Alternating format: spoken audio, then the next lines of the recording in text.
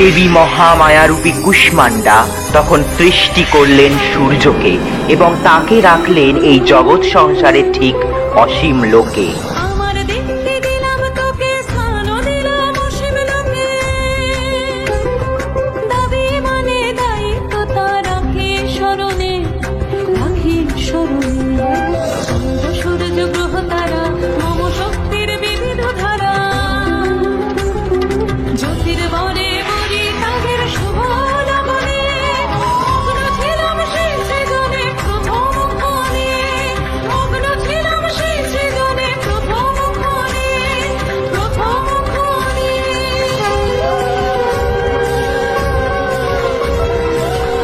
আর ঠিক এই ক্ষণে দেবী হলেন বিভক্ত ত্রিশক্তি রূপে।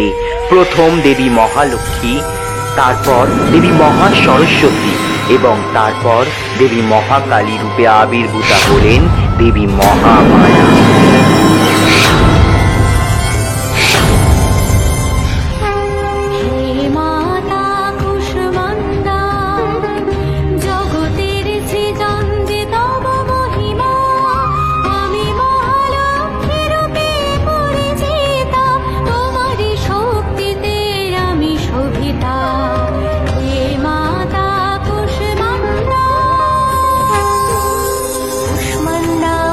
শক্তিময়ী, তুমি শক্তিময়ী।